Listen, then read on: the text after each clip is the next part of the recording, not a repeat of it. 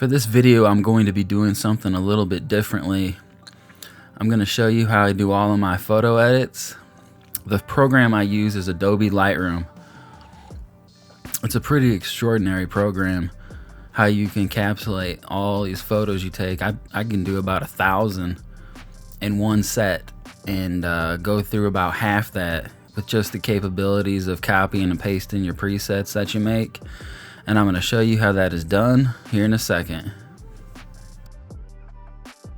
This is a photograph of a classroom at Horseman High School in Gary, Indiana. We explored this building for 6 hours. I have a surprise for you at the end of this video, if you can make it to the end.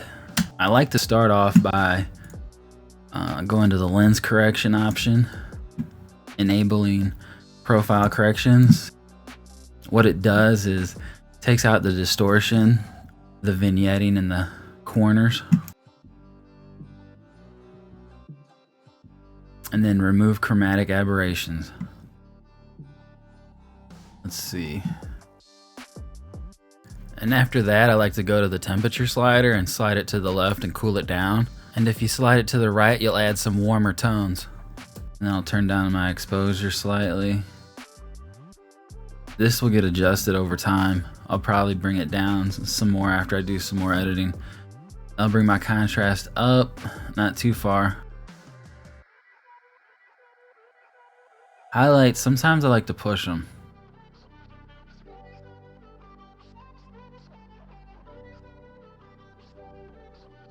Shadows, almost to max. Push my whites. Leave my blacks right there for now. Clarity, you just want to do a little bit. I usually do around 20. And then we go into the tone curve.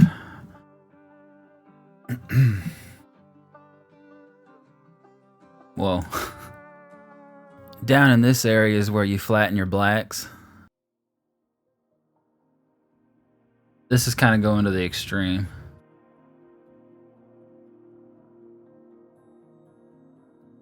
Right there is where I usually like to keep it, and then you can go up to the top right corner, and this is how you flatten your whites. I don't normally like to do that much with it. I just keep it down at the bottom. Do some minor tweaking. And then I'll push up kind of in the mid-tones.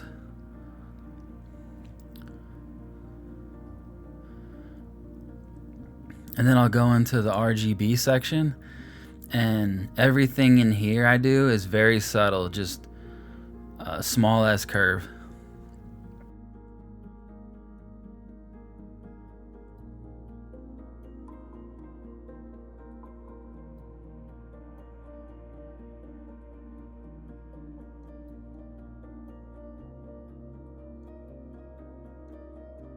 And we are done with the tone curve.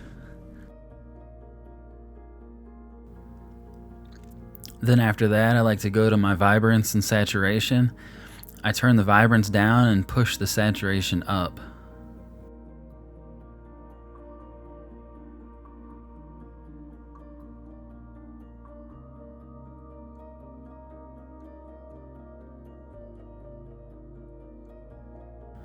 Right here is where I'm adding my grain, my 30 grain.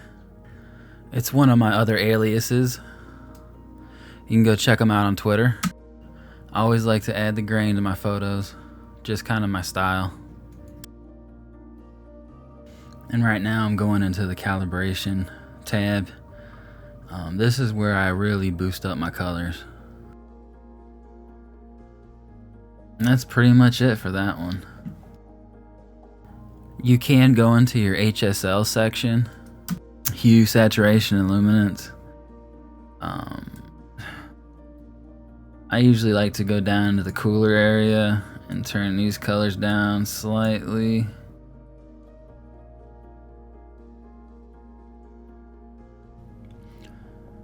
And I'm really down here in the cooler tones, turning those down, because I brought a lot of those up with the contrast. And another thing that I forgot to do with this photo that I normally do is split toning. It pretty much speaks for itself. You can add colors and your highlights and your shadows. Oh, custom. When that says custom, I always hit as shot. And then I always see if I like it or not, and if I don't, I usually always tend to go to the left and I cool it down a little bit. And after I get done with my photo, after I've done my edit, let's see, I will copy and paste what I've done. I always turn off spot removal, crop, and transform. And then hit copy. A lot of people like to start off by leveling out their photograph. Sometimes I do that, sometimes I don't. I don't like to make things too perfect, so I usually just eyeball it, but you can hit the ruler, you can drag a line.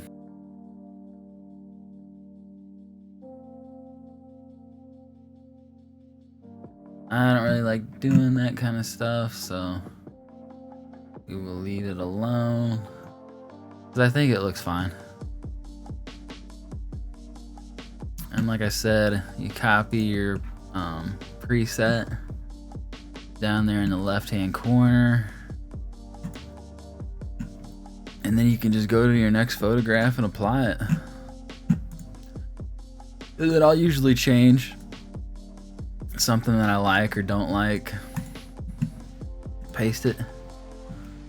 So right now it's a little too cool. Go back to as shot, and I think I want to boost some of my colors here, and then a bit more contrast, and there you go. This edit was pretty much done in less than 5 seconds. And that is the power of Adobe Lightroom.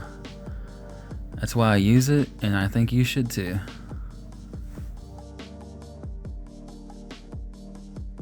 Let's reset. Paste. That shot.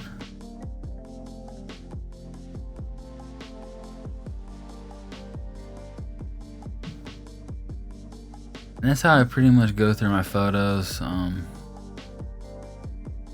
really fast. Once I get one done, I pretty much just copy and paste till I like or don't like something. That was G-Easy at the UMB Bank Pavilion. I think this one would be good as a black and white. Let me show you how I do that. I take my blacks and I turn them down almost all the way. Bring my whites up almost all the way. And then hit the black and white on the treatment in the top right hand side. And that's your black and white. Color, black and white.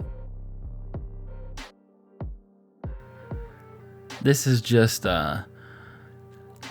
another way how I get through like 100 photographs in a day. So this will definitely up your photography game, that's for sure. And I don't think anyone out there that hears me, that uses this program, will say otherwise.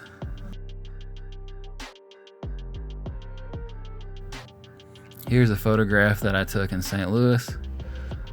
I cannot remember the church. Tony may recall, and he can say down in the comments if he remembers. This is a church that we're trying to get back into and refilm.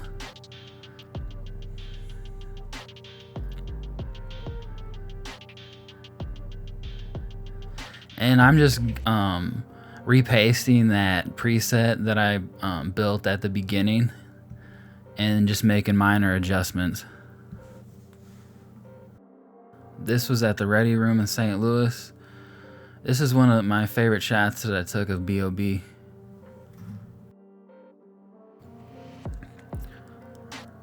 I did kind of lose interest doing concert photography.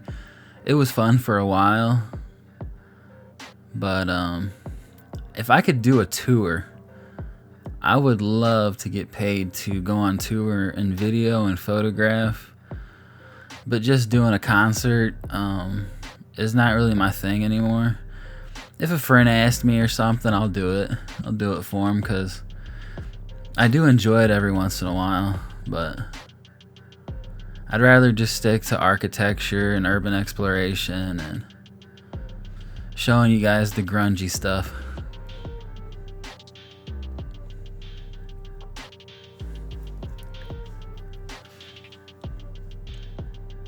And when I shoot my concert photography, I'm pretty much keeping my aperture the lowest I can, around 2.8 if possible. Not really worrying about getting everything in focus, just trying to get the artist and the main stage in focus. And here's a different shot. Going through the black and whites. This one I had to flat. You can tell my blacks were really flat here. So you'd go in your tone curve and then push your blacks up. And then HSL to dilute some of the colors. This shot was taken in downtown St. Louis. I just, with the drone, I'm a really big fan of bird's eye view shots. And the shape of this one in particular was really interesting to me. And you can see right here it's too dark, so I'm gonna adjust my blacks, and then I'm gonna turn my exposure up some more to bring it back out. And then reapply the preset and do the same thing again. And then it's just gonna pop. And then I go to my alignment tool. And it is done. I just want to say thanks for watching, and I hope you found this video very informative. Hopefully this will inspire you to get up and go out, or no. Hopefully this will inspire you to maybe be creative around the house and download Lightroom on your phone. You can do this on your phone. You download the app. Make sure that inside the app settings you set your output to DNG raw files. So then when you load them up in the program, you're gonna get all the data within your photograph, so when you start boosting your contrast, saturation, vibrance, etc., you don't damage your photo like if you were just taking a JPEG.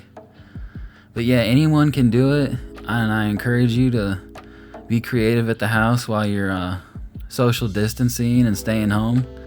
I will see you on the next one, and I'll be doing more of these.